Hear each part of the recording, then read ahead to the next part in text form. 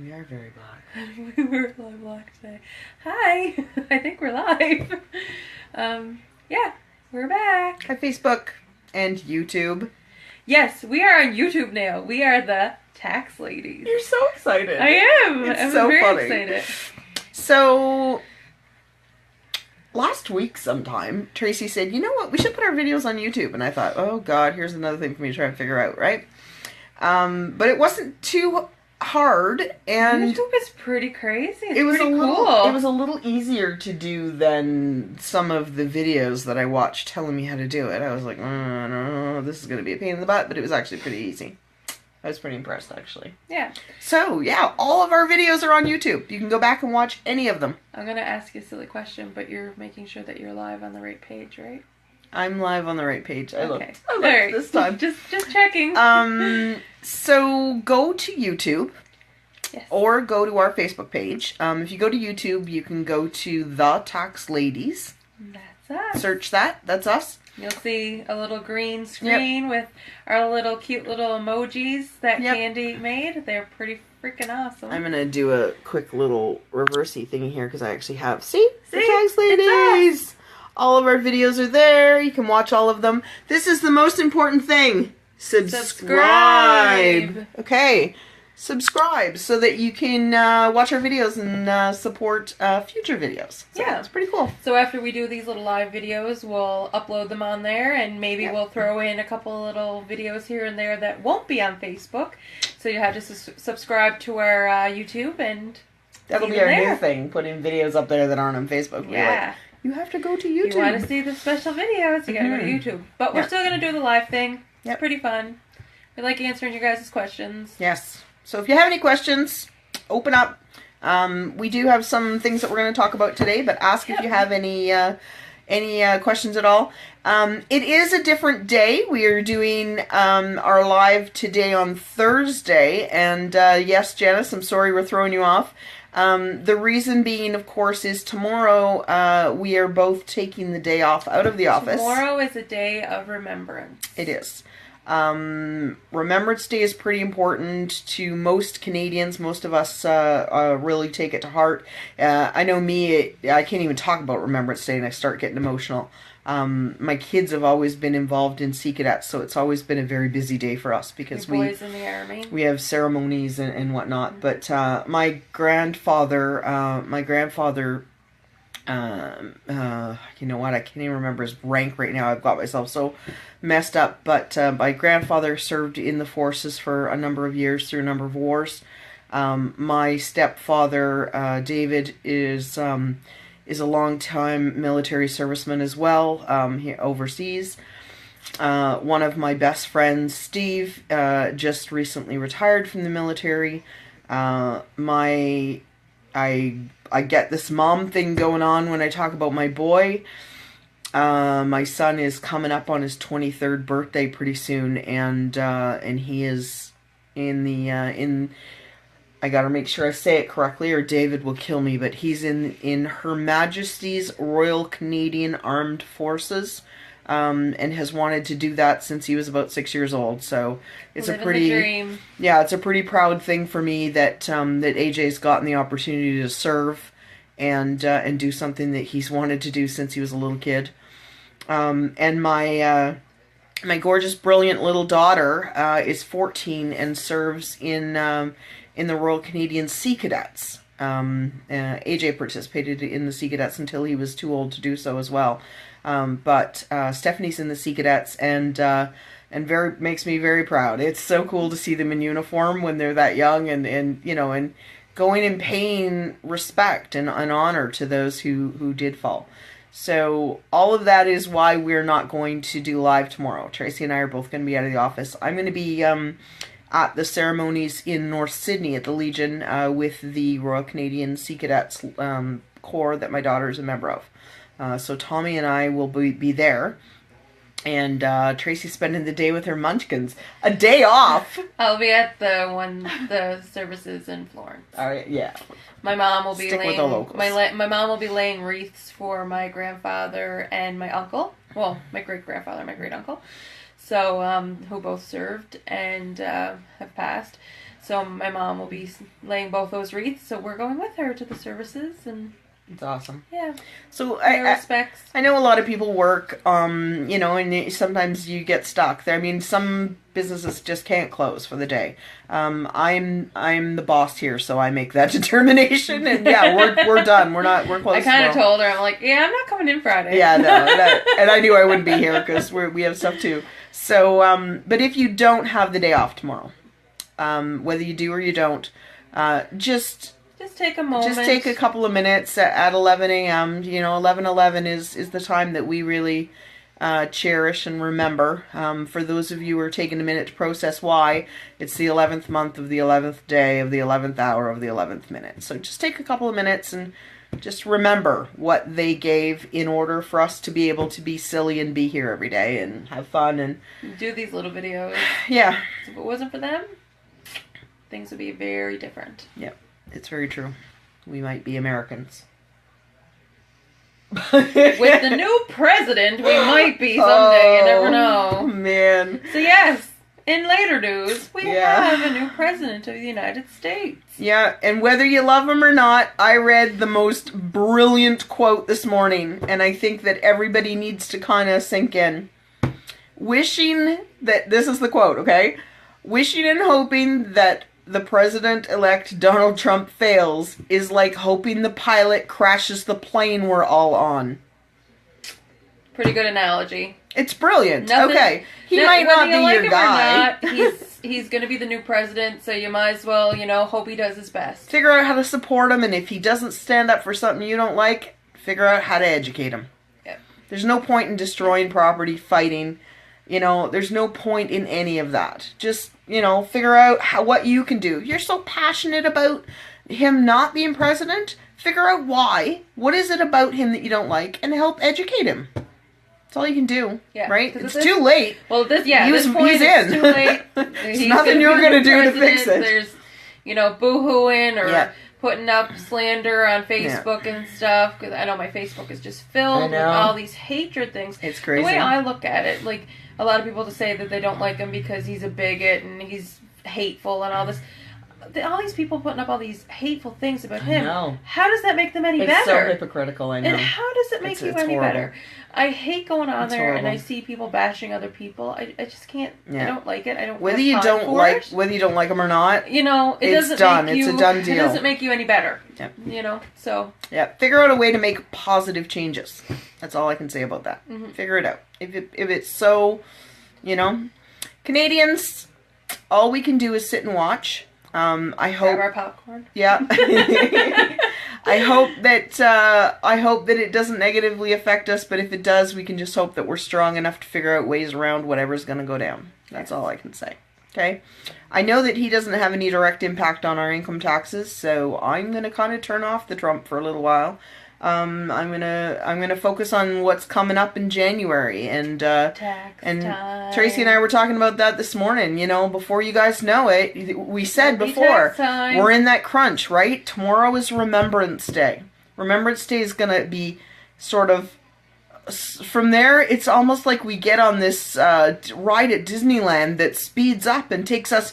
Whew, New Year. Taxes, done, right? So and it all goes so fast. Kind of gets lost in the idea of like Christmas and everything right after Remembrance. Yep. So you don't even think about your taxes, and then in a blink of an eye, it's Christmas, it's New Year's, and then guess what?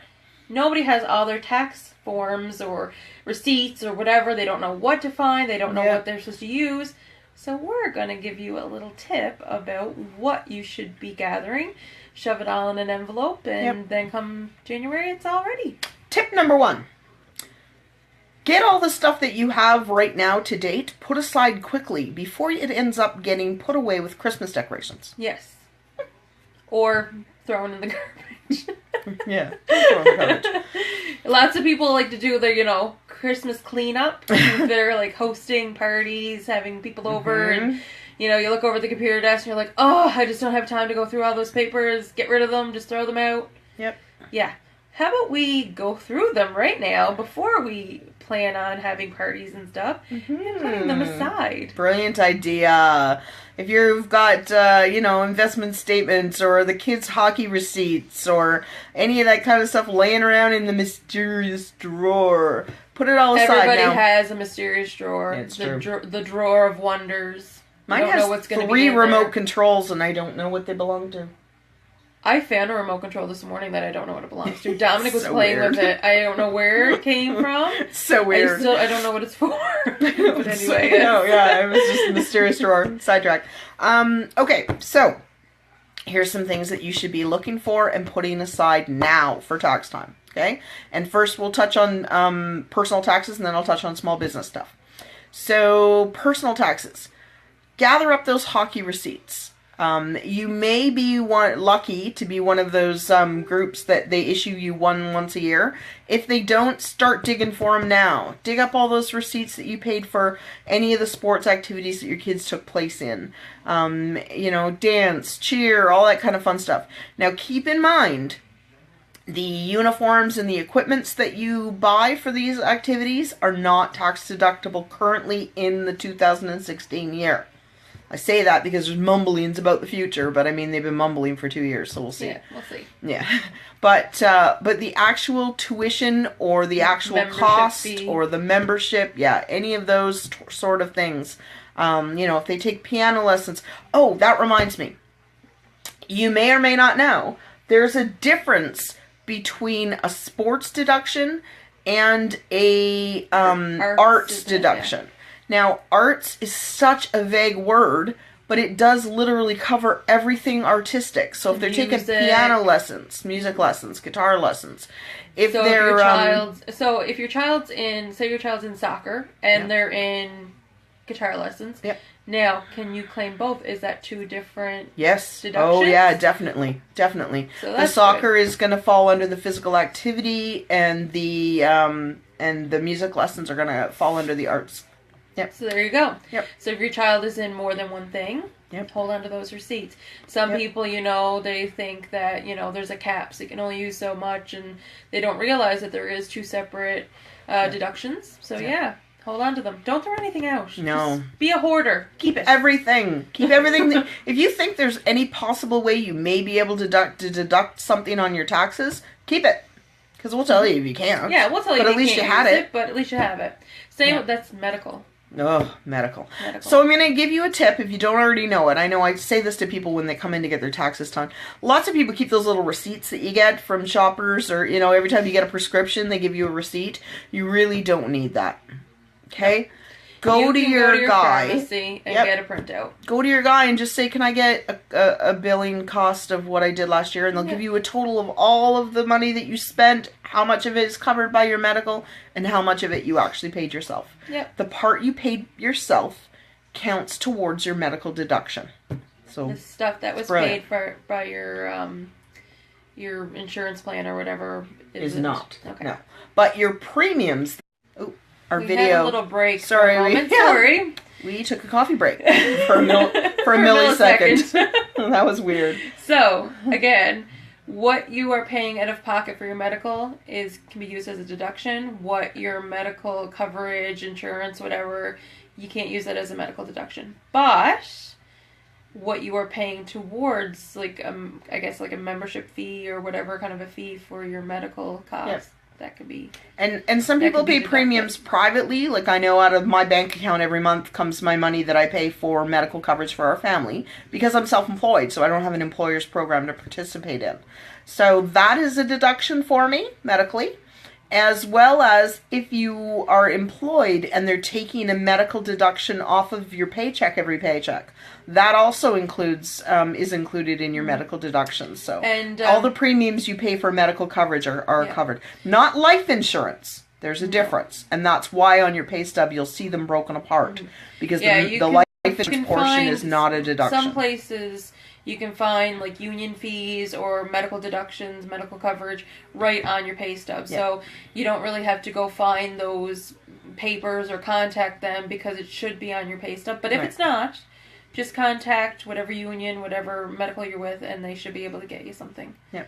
Speaking of pay stubs, about halfway through the year, I usually recommend that folks do this, but we're coming up on RSP season, right? We're coming up on that time of year when you go, oh, my tax situation might not be so lovely.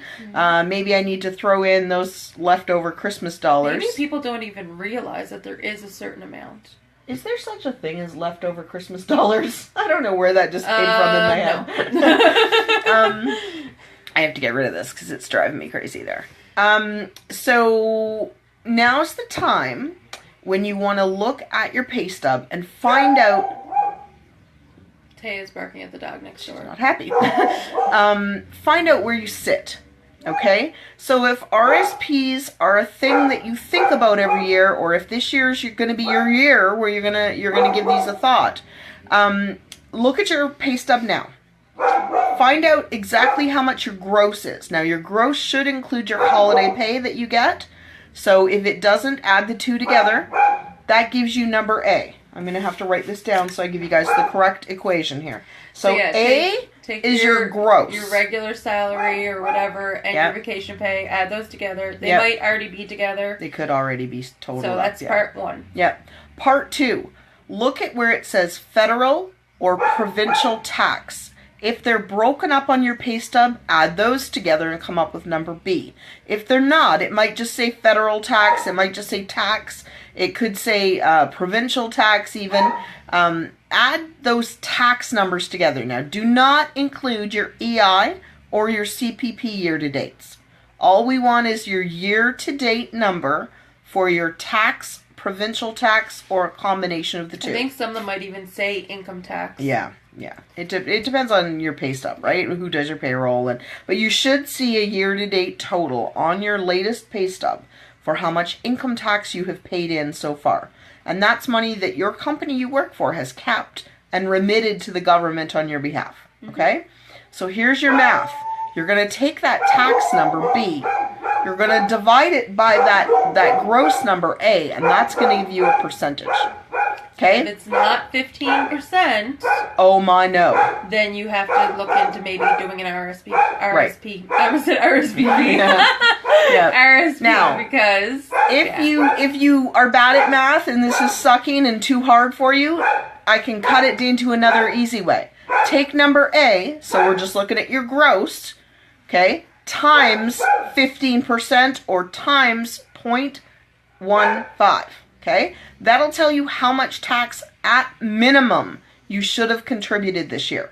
Okay, so if you made $10,000 and that tells you that you should have contributed $1,500 and you didn't, if you only contribute maybe $1,000, then you know there's a gap. Putting $500 into an RSP. Now I'm going to qualify this. Okay, so RSPs are not dollar for dollar, so it's not like you should have put in $1,500, you're $500 short. If I put $500 in RSP, I'm safe. It doesn't work that way.